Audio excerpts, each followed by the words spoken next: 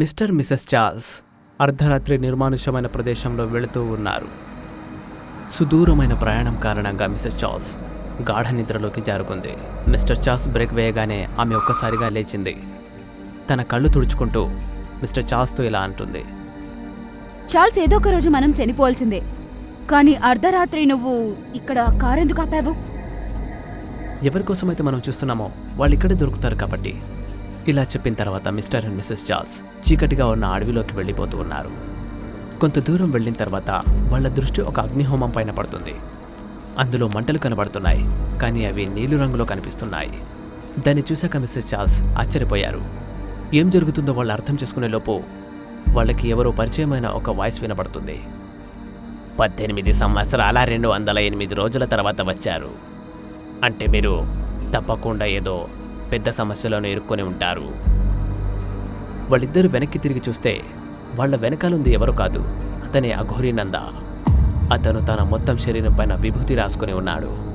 ఇక్కడ అఘోరీ నందాని చూడగానే mister Charles మొహంలో ఆనందం కనిపిస్తుంది. ఆయన చిరునవ్వుతో ఇలా అంటాడు. అఘోరీ నంద, చూసావా, చివరికి సమయం నేను నీ దగ్గరికి వచ్చేలా చేసింది. డార్లింగ్, నువ్వు పరిచయం కాకుండా ముందు ఇతను నాకు బాగా జిగిరి. ఇంకా నా హాంటెడ్ కేసెస్ని సాల్వ్ చేయడానికి ఇతను చాలా సహాయం చేసేవాడు. చార్ల్స్, ఈయన ఏదో వయసులో తేడా ఉంది, కానీ చెడుతో మరియు దుష్టశక్తులతో పోరాడే సంకల్పం మాత్రం ఒకే విధంగా ఉంటుంది. అయితే ఇంతకా చిన్న పిల్ల ఎక్కడుంది? అఘోరీ, నువ్వు మరియు నీ సమయం ఈ రెండింటితో నేను పరిగెత్తాలంటే నాకు చాలా కష్టతరం అవుతుంది. ఏదైతేమి ఆ అమ్మాయి ఒక బాటిల్లో మా కారులో భద్రంగా ఉంది. సమయం ఎక్కువగా లేదు, నా వెనకాల రండి. వీలైనంత త్వరగా ఈ సమస్యని పరిష్కరించాలి మనం. ఇలా చెప్పాక చార్ల్స్ దంపతులు అఘోరీ నంద వెనకాల అడవిలోకి వెళ్ళిపోతూ ఉంటారు. వెళ్ళాక ఒక విశాలమైన హోమం దగ్గర కూర్చుంటారు. అఘోరీ మిస్సెస్ చార్ల్స్ యొక్క చేతిని పట్టుకొని ఏవో మంత్రాలు చదువుతూ ఉంటాడు మరియు ధ్యాస పెట్టి ఇలా చెప్తుంటాడు. నాతో పాటు ఈ మంత్రాన్ని 3 సార్లు జపించు, తర్వాత ధ్యాస పెట్టు. అప్పుడే నీ ప్రశ్నలకి సమాధానం లభిస్తుంది. జై మహాకాల్. మహాకాల్ మహాదేవుని జపం చేస్తూ అఘోరీ మంత్రాన్ని ఉచ్చరిస్తాడు. ఇటు చార్ల్స్ దంపతులు కూడా అతని వెనకాలే మంత్రాన్ని అనుసరిస్తూ ఉంటారు. మంత్రాన్ని జపిస్తూ చార్ల్స్ దంపతులు మరియు అఘోరీ నంద అక్కడికి చేరుకున్నారు. ఎక్కడైతే ఆ కథ ప్రారంభమైందో అక్కడ కన్స్ట్రక్షన్ సైట్లో ఒకవైపు పని నడుస్తూ ఉంది. ఇంకోవైపు ఒక చిన్న పాప కూలి వాళ్ల పిల్లలతో ఆడుకుంటూ ఉంది. ఈ పాప మరెవరో కాదు, ఈమె హేమ. రోజంతా ఆడుకున్నాక హేమ యొక్క తండ్రి ఆమెని పిలుస్తాడు. అప్పుడు హేమ ఇంకొంచెం సేపు ఆడుకుంటానని మారం చేస్తుంది. కానీ తన తండ్రి కోప్పడ్డంతో నిరాశతో లోపలికి వెళ్ళింది. తన తండ్రి తినిపిస్తుంటే హేమ తింటూ ఉంది, కానీ ఇప్పటికీ తన మనసు బయట ఆటల్లోనే ఉంది. ఆడాలనే కోరిక కారణంగానే హేమ అర్ధరాత్రి బయటకు వచ్చింది. ఎవ్వరికీ కనిపించకుండా తన బొమ్మతో అండర్ కన్స్ట్రక్షన్ పార్కింగ్ లాట్లో ఆడుకోవడానికి వెళ్ళింది. చీకటి కారణంగా హేమకి ఏమీ కనిపించడం లేదు. అయినప్పటికీ ఆమె లోపలికి వెళుతూ ఉంది. అక్కడ కీటకాలు, గుడ్లగూపల శబ్దాలు ఆ ప్రాంతాన్ని భయంకరంగా తయారు చేశాయి. అప్పుడు నడుస్తూ ఉండగానే హేమ ఒక గుంతలో పడిపోతుంది. అక్కడ బేస్మెంట్ తయారు చేసే పని నడుస్తూ ఉంది. నీటిలో నుండి బయటపడేసిన చేపల హేమ కాళ్ళు చేతులు కొట్టుకుంటుంది. నేను పడిపోతాను, నాకు భయమేస్తుంది, నాకెవరైనా సహాయం చేయండి. ఇంకా హేమ సహాయం కోసం అరుస్తూ ఉంది. అప్పుడే ఆమెకి ఎవరో నడుస్తున్నట్టు కాళ్ల శబ్దం వినిపించింది. భయంతో ఉన్న హేమ మొహంపై ఒక చిన్న చిరునవ్వు వెలిగింది. చీకట్లో వెలుతురు కనిపించినట్టు సంతోషపడింది. హేమ తనకున్న బలం ప్రయోగించి గట్టిగా అరుస్తూ ఇలా చెప్తుంది. నేను ఇక్కడున్నాను, ఈ వైపు ఈ యొక్క లోయలో పడిపోతున్నాను. కానీ హేమకి మాత్రం ఏం తెలుసు, సహాయం చేస్తారని ఎవరినైతే పిలుస్తుందో వారే తన చావుకి కారణమని ఆమెకి తెలియదు కదా. హేమ ఒక నమ్మకంతో పైకి చూస్తూ ఉంది. ఎవరైనా తనకు చేయి ఇచ్చి పైకి లాగేసుకుని సహాయం చేస్తారని చూస్తుంది. కానీ నిజానికి ఎలా జరిగిందంటే అది విని ఎవరి వెన్నులోనైనా మడకపడుతుంది. ఆ గుంతలో ఎవరో కలిపిన సిమెంట్ వేయడం ప్రారంభించారు. అప్పటికే హేమ చీకట్లో భయపడిపోయింది. తన చుట్టూ సిమెంట్ పడ్డంతో తను ఇంకా భయంతో ఏడుస్తూ ఉంది. తన కంఠంలో ప్రాణమున్నంత వరకు ఆమె సహాయం కోసం అర్థించింది. కానీ సిమెంట్ పడిపోవడంతో ఆమె కేకలు అక్కడే సమాధి అయిపోయాయి. ఇలాంటి దుర్మార్గమైన చర్య చేసింది మరెవరో కాదు, ఆమె మిస్ ఆర్య. అవును, ఈమె ఆ స్త్రీయే, వారి పొరుగింట్లో విచిత్రంగా ఉండే అమ్మాయి.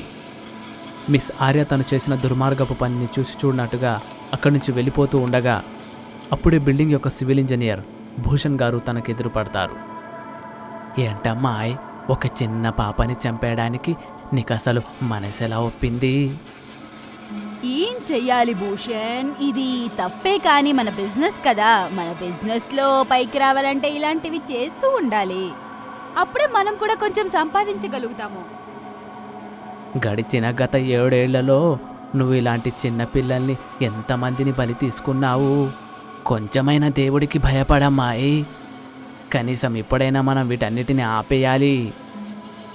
ఒక విషయం చెప్పు, మీ వైఫ్కి క్యాన్సర్ ఉంది కదా, ఆ దేవుడేమైనా కాపాడా? కానీ మీ వైఫ్ని కాపాడడానికి నువ్వు ఏమైనా చేస్తాను అని అన్నావు. అంటే ఏమైనా చేస్తానన్న దానికి ఇంతేనా లిమిట్లు? ఆర్యన్ అడిగే ప్రశ్నలకి భూషణ్ వద్ద ఎలాంటి సమాధానం లేదు. అతను సిగ్గుతో తలదించుకొని అక్కడే ఉన్నాడు. ఆర్య అతని చేతిని పట్టుకొని ఇలా అంటుంది, భూషణ్, ఇక్కడ ఏం జరిగినా నా ఇష్ట ప్రకారమే జరుగుతుంది. సో నువ్వు ఒకవేళ చెయ్యకపోతే తర్వాత ఆలోచించుకో.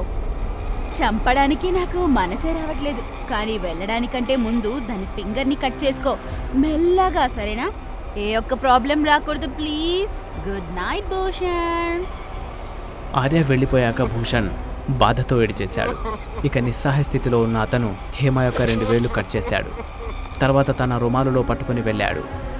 మిస్టర్ అండ్ మిస్సెస్ చార్ల్స్ ఆ ధ్యాసలో నుంచి బయటకొస్తారు. తర్వాత వేగంగా నడిచే వారి శ్వాసని కంట్రోల్లో చేసుకొని అఘోరితో ఇలా అడుగుతారు, ప్రపంచంలో ఇలాంటి దుర్మార్గులు ఉన్నారంటే నమ్మశక్యంగా లేదు.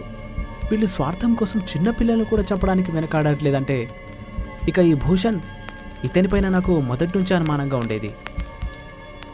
లేదు చార్ల్స్, ఒకవేళ వాడు చెడ్డవాడైతే మేఘాని మన దగ్గరికి పంపించడు.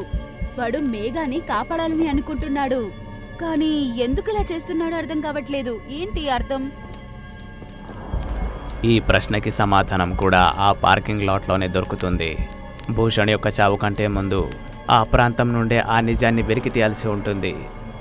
కానీ ఈసారి మాత్రం నేనే వెళ్తాను. అఘోరి నింద ఈసారి ఎలాంటి మంత్రం చదివాడంటే అతను అడవి నుంచి అదృశ్యమైపోయి అదే పార్కింగ్ లాట్లో భూషణ్ చావు కంటే కొన్ని రోజులు ముందుకెళ్ళాడు. భూషణ్ ఎప్పుడు తన దృష్టిని కింద ఉంచి ఆర్య ముందు తలదించుకుని ఉండేవాడు. కానీ ఈరోజు అతను ఎంత కోపంగా చూస్తున్నాడంటే కళ్ళతోనే ఆమె ప్రాణాలు తీసేలా ఉన్నాడు. చూడండి ఆర్య మేడం, ఇక ఆపేయండి, చాలా చేశారు ఇప్పటికే. మీ స్వార్థం కోసం ఆ పసి పాపని ఇంకా ఎప్పటి వరకు ఉపయోగించుకుంటారు మీరు? ఇప్పుడైనా ఆమెకి ముక్తి ప్రసాదించండి. భూషణ్, నువ్వేమంటున్నావు? నాకేం అర్థం కావట్లేదే. మీకేమైనా పిచ్చి వాళ్ళలా కనిపిస్తున్నామా? మీకు అసలు ఏమనిపిస్తుంది? నాకేమీ తెలియదనుకుంటున్నారా? హేమ ఆత్మతో ఆడుకున్న తర్వాత మీరు మీ పగవారి వెంట ఎలా పంపిస్తారో నాకు తెలియదనుకుంటున్నారా? మీరు తెలిసి ఆ పాపతో ఎన్ని హత్యలు చేయించారో తెలుసా? ఆమెకైతే ఏమీ తెలియదు. భూషణ్ తన మాట పూర్తి చేయడానికంటే ముందే ఆర్య గుప్పిట పట్టగానే భూషణ్కి ఊపిరాడటం లేదు. ఇక అతను చూస్తూ ఉండగానే మోకరిల్లిపోయాడు. ఆర్య అతనిపై ఉమ్మివేస్తూ ఇలా చెప్పింది, నియత్తుగా ఉండడం కుక్కలకి మాత్రమే బాగుంటుంది, నీలాంటి వర్కర్స్కి కాదు. సో చావాల్సిందే మీరు. ఆర్య కళ్ళు మూసుకొని ఒక మంత్రం జపించింది. ఇక ఆమె మంత్రం జపించడం అయిపోగానే హేమ తన ముందుకొచ్చి గాల్లో తేలుతూ ఉంది. ఏమా, ఇప్పటి నుంచి అంకుల్ నీతో ఆడుకుంటారు నాన్న. ఒకవేళ ఆడను అని అంటే నీకు తెలిసి ఏం చేయాలో అని. అప్పటి నుండి భూషణ్ వెనక చావు సంచరిస్తూ ఉంది. భూషణ్ ఎక్కడికి వెళ్ళినా సరే, తనకు తెలిసిన షాపులో వెళ్ళినా సరే, లేదా గార్డెన్లో వెళ్ళినా సరే, హేమ యొక్క ఆత్మ అతన్ని వెంబడిస్తూ ఉంటుంది మరియు ఎల్లప్పుడూ తనతో ఆట ఆడమని కోరుకుంటుంది. భూషణ్కి హార్ట్ ప్రాబ్లం ఉండటం వల్ల అతనికి తరచూ హేమ కనబడడంతో అతని మానసిక స్థితి మరియు అతని బీపీలో మార్పు వచ్చేసింది. ఇక తన చావు ఖరారైపోయిందని భూషణ్కి అప్పటికే అర్థమైపోయింది. అందుకే అతను చనిపోయాక మేఘ యొక్క పార్సల్లో హేమ యొక్క వేళ్లు పెట్టాడు. ఇక పార్కింగ్ లాట్లో ఆ సంఘటన జరుగుతున్నప్పుడు మిస్టర్ అండ్ మిసెస్ చార్ల్స్ని పిలవాలని సలహా ఇచ్చాడు. ఇక్కడ అఘోరి నంద ఒక సందర్శకుడిలా అదంతా చూస్తూనే ఉన్నాడు. అనుకోకుండా నిస్సహాయంగా బలహీనంగా కనిపించడం మొదలుపెట్టాడు. ఇక అతను దృష్టి మరల్చి చూస్తే ఒక నల్లత్రాడు అతన్ని ఏ విధంగా చుట్టేస్తుందంటే ఆక్టోపస్ ఒక ప్రాణిని ఏ విధంగా చుట్టేస్తుందో అలా చుట్టేశాక ఒక వెలుతురు పడ్డాక అతని కళ్ళు బయర్లు కమ్మాయి. ఇక తను కళ్ళు తెరిచి చూస్తే ముందు ఆర్య కనిపిస్తూ ఉంది. ఆమె కళ్ళు ఎర్రగా మారాయి. ఇక తన గోర్లు ఒక రాక్షసిలా పదునుగా ఉన్నాయి. తన గోర్లతో అతని ఛాతిని చీల్చేస్తూ ఆమె ఇలా అంటుంది. మీకేమనిపించింది? మీ మంత్రతంత్రాల వల్ల మీరు ఇవంతా చూసారనుకుంటున్నారా? నెవర్. నేనే మీకు ఇవంతా చూపించాను. మరియు మేఘా ఎక్కడుందో చెప్పండి. ఒకవేళ 24 అవర్స్లో మేఘా నాకు దొరకకపోతే నేనేం చేస్తానో మీకు తెలిసే ఉంటుంది. Your time starts now. Aghori యొక్క తపస్సు భంగం కాగానే అతను మళ్ళీ ఆ అడవిలో కనిపించాడు. కానీ అతని ఛాతిపై గోర్ల వల్ల కలిగిన గాయాలు, కళ్ళల్లో వింత భయం ఇప్పటికీ ఉన్నాయి. అఘోరి ఇంతకుముందు ఎవరిని కూడా అలా చూడలేదు. అఘోరి, నువ్వు బాగానే ఉన్నావా? చెప్పు, ఇంతకు నువ్వు అక్కడ ఏం చూసావు? మనం చేసిన పని. మీకేమనిపిస్తుంది? ఈ రాక్షసి అఘోరికి చావులా మారుతుందా, లేదంటే వీళ్ళు ముగ్గురు ఆమెను ఎంతమందిస్తారా? కామెంట్ రూపంలో తప్పక చెప్పండి. ఇక 2వ పార్ట్ కోసం ఎదురు చూస్తూ ఉండండి. ఇలాంటి భయంకరమైన కథలు మరిన్ని చూడాలనుకుంటే డూడు టీవీ తెలుగుకు సబ్స్క్రైబ్ చేసుకోండి. ఒకవేళ మీ దగ్గర ఇలా భయపెట్టించే కథ గనక ఉంటే ఇప్పుడే ఆ కథను మా మెయిల్ అడ్రస్కు పంపించండి. ఒకవేళ పంపితే తరువాత వచ్చే కథ మీ కథే అయ్యుంటుందేమో.